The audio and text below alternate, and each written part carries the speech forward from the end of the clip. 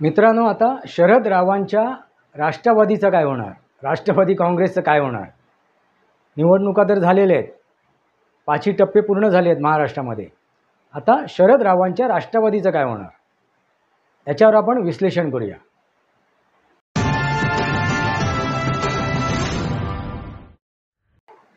नमस्कार मित्रांनो, वास्तवावर बोलू काहीतरी या शृंखलेमध्ये पुन्हा एकदा आपलं स्वागत. मी आपला मित्र राजेश वासंती साबाजी केळुसकर. मित्रांनो, शरद रावांचं काय होणार? शरद रावांच्या राष्ट्रवादीचं काय होणार? शरद रावांच्या राजकीय भवितव्याचा काय होणार? आता हे प्रश्न पडायला लागलेत. कोणाला? पत्रकारांना, त्यांच्या चाहत्यांना, त्यांच्या समर्थकांना. मित्रांनो लक्षात घ्या, त्यांच्या समर्थकांना, त्यांच्या चाहत्यांना आणि पत्रकारांना. पत्रकार कोण? जे भाट पत्रकार आहेत. जे भाट पत्रकार आहेत त्यांनी आपली सर्व पत्रकारिता यांच्या चरणी वाहिलेली आहे. चाटुकार पत्रकार, चाय बिस्कुट म्हणण्यासारखं नाही, चाटुकार, हुजरे, गुलाम. मित्रांनो, अशा पत्रकारांना आता हा प्रश्न पडला आहे. आपले सर्वस्वी चाणक्य, ज्यांना ते संबोधायचे, ते चाणक्य कधीच नव्हते. ते शकुनी होते. हे आजपर्यंत कोणाला कळलं नाही, ते आता कळते आहे. त्यांनी चाणक्य नीती कधीच वापरली नाही, शकुनी नीतीच वापरली. पण ह्या भाट पत्रकारांनी, ह्या चाटुकारांनी त्यांना चाणक्य म्हणून एक पदवी दिली होती, चाणक्य नीती. मित्रांनो, त्यांना आता प्रश्न पडला आहे, आमच्या ह्या पितृतुल्य गुरुतुल्य शरद रावांचं काय होणार? त्यांच्या राष्ट्रवादीचं काय होणार? मित्रांनो, त्याबद्दल आपण चर्चा करणार आहोत. मित्रांनो, निवडणुका झालेल्या आहेत महाराष्ट्रात. भारतामध्ये शेवटचा टप्पा बाकी आहे. तो टप्पा पूर्ण होईल, त्यानंतर लोकसभेच्या पूर्ण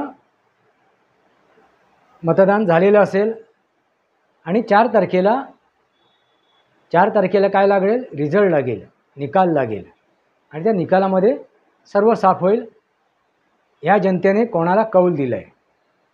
पण मित्रांनो, यापूर्वी जी काय चर्चा रंगली आहे महाराष्ट्रात, त्या चर्चेबद्दल तुम्हाला लक्षात आणून देतो आहे. मी कालच्या व्हिडिओमध्ये शिवसेनेचं काय होणार आहे, शिवसेनेचं अस्तित्व काय असणार आहे, यावरती माझे विचार मांडले आहेत. मित्रांमध्ये त्यामध्ये एक गोष्ट राहून गेली. ती गोष्ट म्हणजे बाळासाहेबांचे जे विचार आहेत ना, ते विचार ज्याच्या हाती राहतील. आता ती मशाल घेऊन चालले होते उद्धव ठाकरे, पण ती मशाल जी होती ना पेटवलेली, ती मशाल जी पेटवली होती, ज्या विचारांची मशाल पेटवली होती बाळासाहेबांनी, ती मशाल विझवून उद्धव ठाकरेंनी स्वतःची मशाल पेटवली. लक्षात घ्या मी काय म्हणतो आहे. उद्धव ठाकरेंनी जी मशाल हातात घेतली आहे ना, ती मशाल ज्या वेळेला बाळासाहेबांनी पेटवली होती, त्याच्यात विचार वेगळे होते, त्याच्यात ध्येय धोरणं वेगळी होती. ती मशाल विझवून उद्धव ठाकरेंनी स्वतःची मशाल पेटवली. आपल्या वडिलांच्या विचारधारेची मशाल विझवली होती आणि त्याचे परिणाम ते भोगणार आहेत. असो, आज आपण उभाटाबद्दल किंवा उद्धव ठाकरेबद्दल किंवा शिवसेनेबद्दल बोलत नाही आहे. आपण चर्चा करतो आहे राष्ट्रवादीबद्दल. मित्रांनो, एकसंध राष्ट्रवादी, ती एकसंध होती. त्यावेळी अजितदादा पवारसुद्धा शरद पवार यांच्यासोबत होते. सगळा परिवार एकत्र होता. मग असं काय घडलं? अजितदादा वेगळे का झालेत? ठीक आहे, एकनाथ शिंदे बाहेर पडलेत, ते एक समजू शकतो. पण अजितदादा काय बाहेर पडलेत? असं काय झालं? कारण का? एक कुटुंबाचं, एका परिवाराचाच ही संघटना, हे पक्ष आहे. मग असं काय त्या कुटुंबात घडलं? मित्रांनो, कुटुंब, परिवार एका मर्यादेनंतर ते विभक्तसुद्धा होते. म्हणजे कसं? माझं अपत्य आणि माझी पत्नी यापुरतं ज्यावेळी विचार करतो त्या कुटुंबातला एक सदस्य, त्यावेळी ते कुटुंब, ते परिवार विभक्त होते, दोफाड होते. राष्ट्रवादी हा पक्ष दोफाड नाही झाला, तर ते कुटुंब दोफाड झालं. मित्रांनो लक्षात घ्या, दुभंगलं, खंडित झालं. कुठलं कुटुंब? तर शरद पवार यांचं कुटुंब, पवार कुटुंब. आणि तेच दिसून आलं. इथे काय होती, मतभेद होते आणि त्या मतभेदांचं परिवर्तन कशामध्ये झालं, मनभेदामध्ये. याला कारणीभूत कोण आहे, तर शरदचंद्रजी पवार. मित्रांनो, एका मर्यादेपर्यंत त्यांनी स्वतःला ठेवायला हवं होतं, कार्यरत ठेवायला हवं होतं. त्यानंतर त्यांनी निवृत्ती घ्यायला हवी होती. निवृत्ती घ्यायला हवी होती, पण ती निवृत्ती घेतली नाही. रोहित पवारांनी सांगितलं एका सभेमध्ये, त्यांना रडू आलं आणि ते काय म्हणालेत, रोहित पवार,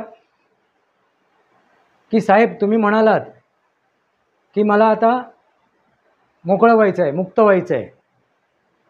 त्यावेळी त्यांना रडायला आलं. ते म्हणाले, साहेब अजून तुम्ही आम्हाला हवे आहेत. मला माहिती आहे तुम्हाला युवकांच्या हातात हे द्यायचं आहे, त्याची सूत्र द्यायची आहे, त्या पक्षाचे सूत्र द्यायची आहे, त्या संघटनेची सूत्र द्यायची आहेत, पुढच्या पिढीच्या हातात ते सूत्र द्यायची आहेत, पण ती कमजोर आहेत, ती कमकुवत आहेत, म्हणून तुम्ही देत नाही आहेत आणि हे तुम्हाला दुःख आहे. मित्रांनो, हे त्यांनी कधी ओळखलं, कधी समजलं. आता त्यांच्या पुढच्या पिढीनेच हातात घेतलं आहे ना, म्हणजे त्यांच्या पुतण्याने. जर ती संस्था, ते संघटन, तो पक्ष कोणाच्या हातात आहे, त्यांच्या पुतण्याच्या पुढच्या पिढीच्या हातात आहे, म्हणजे रोहित पवार यांच्या चुलत्याच्या हातात. आता हे चुलते आपल्या रोहित पवारच्या हातात देतील जर ते सक्षम असतील तर, अन्यथा त्या पक्षातील कोण एखादा नेता असेल त्याच्या हातात जाईल. जसं आता एकनाथ शिंदे यांच्या हातात ती शिवसेना आहे तशी. मित्रांनो, लक्षात आलं का? म्हणजे शरद पवारांनी स्वतःला थांबवायला हवं होतं, रोकायला पाहिजे होतं, त्यांनी निवृत्ती घ्यायला हवी होती, पण त्यांनी घेतली नाही, रिटायरमेंट घेतली नाही. त्यांनी ते नाटक केलं, नाटक रंगवलं. आणि मित्रांनो, 2009मध्ये ज्या वेळेला आघाडीमध्ये लढलेत कोण, काँग्रेस आणि राष्ट्रवादी, त्यावेळी राष्ट्रवादीला काँग्रेसपेक्षा जास्त उमेदवार निवडून आणायला संधी मिळाली होती आणि ते निवडून आले होते. मग त्यावेळेला कोणाच्या हातात सूत्र हवी होती, ठरवल्याप्रमाणे काय ठराव झाला होता, तर ज्याचे जास्त उमेदवार त्याला मुख्यमंत्रीपद. मग तसं असताना अजितदादा पवार यांना नाकारण्यासाठी, त्यांना लाथाडण्यासाठी, त्यांचं राजकीय भवितव्य संपवण्यासाठी शरद पवारांनी निर्णय घेतला, काँग्रेसला ते मुख्यमंत्रीपद द्यायचं आणि अजितदादा पवार यांना उपमुख्यमंत्री बनवलं. मित्रांनो, अन्याय असो ना, तो एकदा ठीक आहे, दोनदा ठीक आहे, तीनदा ठीक आहे, पण तो सतत जर घडत गेला, त्याचं पर्यवसन कशामध्ये होतं, उद्रेकामध्ये होतो. आणि हाच उद्रेक नेमका झाला. हा उद्रेक कोणी घडवून आणला, तर अजित पवार यांनी. त्यांचे पुतणे, सख्खे पुतणे, सख्ख्या भावाचे चिरंजीव. मित्रांनो, लक्षात घ्या, हा उद्रेक आहे, अजितदादा पवार यांचा झालेला उद्रेक आहे. जसा एकनाथ शिंदे यांचा झालेला उद्रेक आहे, तसाच हा अजितदादा पवार यांचा झालेला उद्रेक आहे. आणि उद्रेकातून त्यांनी ही संघटना, राष्ट्रवादी ही संघटना, तो पक्ष शरद पवार यांच्या हातातून काढून घेतला, हिसकावून घेतला. मित्रांनो, लक्षात आलं का? आणि एका मेळाव्यामध्ये त्यांनी तसं सांगितलं सुद्धा होतं, तुमचे वरिष्ठ आहेत. आपल्या मेळाव्यातील आपल्या कार्यकर्त्यांना बोध करताना शरदचंद्र पवार यांनी काय म्हणाले होते, की तुमचे वरिष्ठ तुमच्या हातात सहजासहजी नेतृत्व देणार नाहीत, अधिकार देणार नाहीत, तर ते तुम्हाला बळकावे लागतील, छिनून घ्यावे लागतील, काढून घ्यावे लागतील. त्याची हिंमत करावी लागेल ते मिळवण्यासाठी. मग हे कोणाचे बोल आहेत, शरदचंद्रजी पवार यांचे. मग अजितदादा पवार कुठे चुकलेत, त्याने आपल्या गुरुचं, म्हणजे त्यांना ते गुरु मानतात, आपल्या चुलत्याला, त्या गुरुचंच ऐकलं आणि आपले अधिकार त्यांनी प्राप्त केले, मिळवलेत. ते त्यांच्या गुरुकडून, त्यांच्या वरिष्ठाकडून त्यांना मिळत नव्हते, ते बऱ्याच वेळा लाथाडले गेलेत. मित्रांनो, आता काय अवस्था आहे शरदचंद्रजी पवार यांची, त्यांनी मान्यसुद्धा केलं आहे, त्यांनी गृहीतसुद्धा धरलं आहे, की आता जे स्थानिक लेवलचे जे पक्ष आहेत, राज्यस्तरीय पक्ष, त्यांना आता काँग्रेसमध्ये विलीन व्हावं लागेल या निवडणुकीमध्ये. या निवडणुकीनंतर, म्हणजे विचार करा मित्रांनो, 5व्या टप्प्याची निवडणूक झाली महाराष्ट्रात त्याच्यानंतर अगोदरच दिलेले भाषण होतं, त्यांचं वक्तव्य होतं, पण ते पब्लिश कधी झालं? 5व्या टप्प्यानंतर.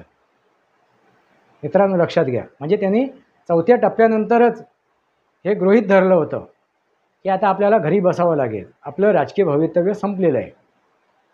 आणि आपल्या कन्येला त्यांनी डायरेक्ट इनडायरेक्टली हा इशारा दिला होता की आता तुला हा राष्ट्रवादी पक्ष जो मी उभा केला आहे, शरदचंद्रजी राष्ट्रवादी काँग्रेस हा पक्ष तुला काय करावं लागेल?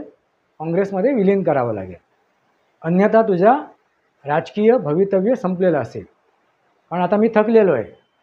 आणि त्यांनी आता थकवा दाखवलासुद्धा, ते आजारीसुद्धा पडलेत एवढे प्रचार करून.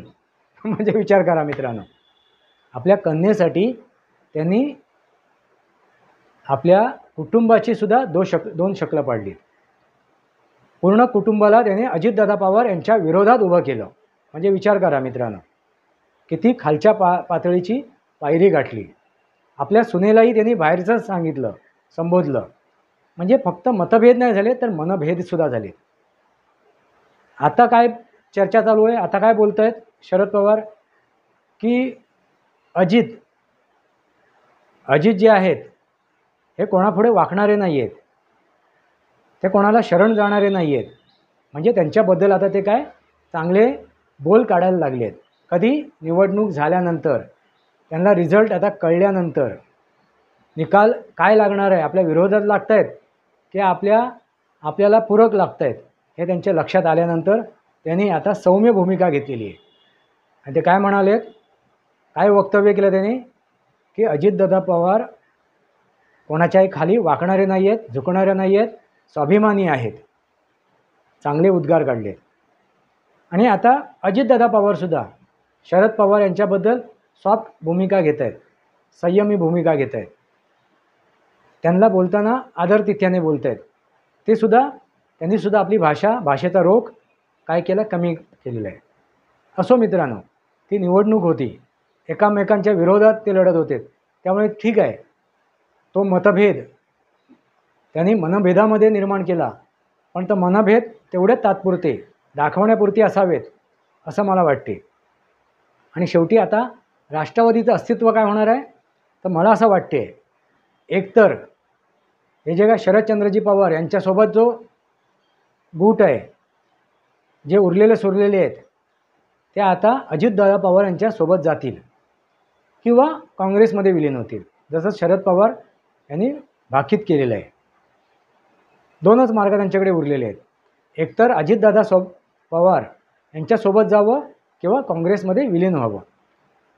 कारण आता शरद पवार यांचं राजकीय भवितव्य संपलेलं आहे. मानलं मी देवेंद्र फडणवीस यांना, त्यांनी जैसो को तैसा और हिजडे को पैसा, जसं तसं टिट फॉर टॅट. कारण शरदचंद्रजी पवार यांनी आपल्या उभ्या आयुष्यामध्ये, राजकीय प्रवासामध्ये त्यांनी हीच गोष्ट केली. काय केली?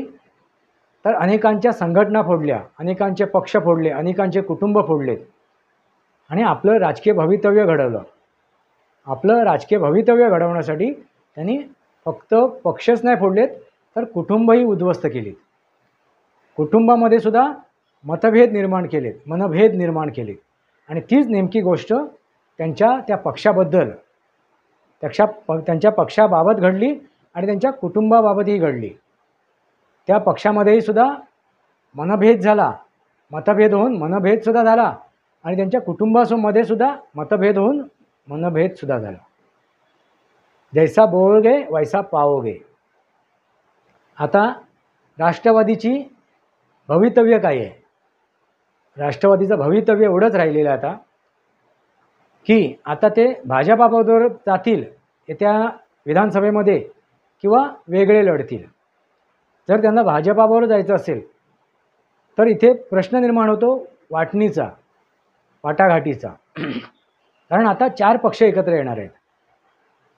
जर महायुतीचा जर विचार केला, 4 पक्ष, 5 पक्ष कोणते आहेत? तर पहिला पक्ष म्हणजे भारतीय जनता पार्टी, दुसरा शिवसेना, राष्ट्रवादी आणि 5वा पक्ष म्हणजे रिपब्लिकन आणि मनसे. म्हणजे किती झालेत? 5 पक्ष आलेत. भारतीय जनता पार्टी, शिवसेना, राष्ट्रवादी, मनसे आणि रिपब्लिकन 6 पक्ष झालेत. म्हणजे यांच्यामध्ये ही वाटणी होणार आहे 288 मतदारसंघाची विधानसभेच्या. तर ही वाटणी कशी का साध्य करणार, कसा काय मेळ घालता येणार? त्यामुळे मला असा शंका निर्माण झाली, एक प्रश्न निर्माण झाला आहे आणि मी एक भाकीत करतो आहे. आणि ज्या येणाऱ्या काळामध्ये ज्या काय नोव्हेंबर डिसेंबरच्या आसपास ह्या जर घोषित झाल्या निवडणुका, त्यानंतर जे काय ग्रहाची स्थिती असेल त्या स्थितीनुसार मला वाटत नाही ही महायुती टिकेल किंवा ही आघाडीसुद्धा टिकेल. त्यामुळे अजितदादा पवार हे स्वतंत्र लढतील, वेगळे होतील आणि ते इतरांच्या विरोधात लढतील असं मला वाटते. पण हा पक्ष राष्ट्रवादी, हा पक्ष अजितदादा पवार यांच्या हातात बळकट होईल, तो स्थिर होईल एवढा नक्की आहे मित्रांनो. आणि मी मागच्या व्हिडिओमध्ये जसा उल्लेख केला आहे 99.99% मनसे हा शिवसेनेमध्ये विलीन होईल. मग राहिले किती पक्ष? मूळ पक्ष किती राहिले? ताकदवान पक्ष किती राहिलेत? भारतीय जनता पार्टी, राष्ट्रवादी, शिवसेना आणि काँग्रेस असे मूळ पक्ष राहिलेत मग जे ताकदवान असतील ह्या महाराष्ट्रात. म्हणजे चौरंगी लढत तुम्हाला कदाचित बघायला मिळेल किंवा युती आणि आघाडी. आता आघाडीच बरोबर कोण जाईल आणि युतीमध्ये कोण राहील तो येणारा काळच आपल्याला दाखवून देईल. पण ही वेळ कोणावर आणली? राष्ट्रवादीची जी अवस्था कोणी कोणावर आणली? तर ही शरदचंद्रजी पवार यांनी स्वतःवर आणलेली ही वेळ आहे. योग्य वेळेला योग्य निर्णय न घेतल्यामुळे, धरसोड वृत्ती असल्यामुळे बऱ्याच वेळेला त्यांनी अजितदादा पवार यांना तोंडघाशी पाडलं आहे. 2019मध्ये सुद्धा तेच केलं त्यांनी. जी शपथ घ्यायला त्यांनी भाग पाडलं अजितदादा पवार यांना उपमुख्यमंत्रीपदाचं देवेंद्र फडणवीस यांच्यासोबत, आणि एका दिवसातच ते सरकार पाडलं. ह्याचे परिणाम ते आज भोगत आहेत. आणि हे एक जिवंत उदाहरण येणाऱ्या पुढच्या पिढीसाठी राहील. जर आपण नकारात्मक राजकारण करत राहू तर आपली अवस्था ही शेवटी शरद पवार यांच्यासारखीच होईल. मित्रांनो लक्षात घ्या, शरद पवार यांनी आयुष्यभर नकारात्मक राजकारण केलं, जाती धर्मामध्ये तेढ निर्माण करून, 2 कुटुंबामध्ये तेढ निर्माण करून, 2 पक्षांमध्ये तेढ निर्माण करून. मित्रांनो लक्षात घ्या, 2 संघटनेमध्ये तेढ निर्माण करून, एका संघटनेमध्ये मतभेद निर्माण करून. म्हणजे बघा, त्यांनी जातीमध्ये मनभेद केला, त्यांनी धर्मामध्ये मनभेद केला, त्यांनी एका 2 संघटनेमध्ये मनभेद केला, त्यांनी एका संघटनेमध्ये मनभेद केला, 2 संघटनेमध्ये मनभेद केलेच, म्हणजे भारतीय जनता पार्टी आणि शिवसेना उदाहरण दिलं मी. आणि एका संघटनेमध्ये सुद्धा मनभेद केला, म्हणजे काँग्रेसमध्ये मनभेद करून त्यांनी राष्ट्रवादी निर्माण केली. आणि एका कुटुंबामध्ये सुद्धा मनभेद केले, मतभेद करून मनभेद केले आणि त्यांनी आपली राजकीय पोळी भाजली. आणि ह्याचेच परिणाम जसं पेरतो तसं उगवते, तैसा बोएगे वैसा पाओगे. आणि त्याच गोष्टी, हेच कडवट फळं त्यांना चाखायला आता लागत आहेत.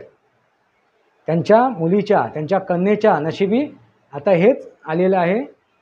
पदरी पडलं आणि पवित्र झालं असं म्हणायला हरकत नाही. वास्तवावर बोलू काहीतरी या शृंखलेला सबस्क्राईब करा, बेल आयकॉन दाबा, माझे विचार पडत असेल लाईक करा, आपले विचार कमेंट बॉक्समध्ये लिहा. तुर्तास इतकंच. भारत माता की जय, वंदे मातरम. जय भारत, जय महाराष्ट्र.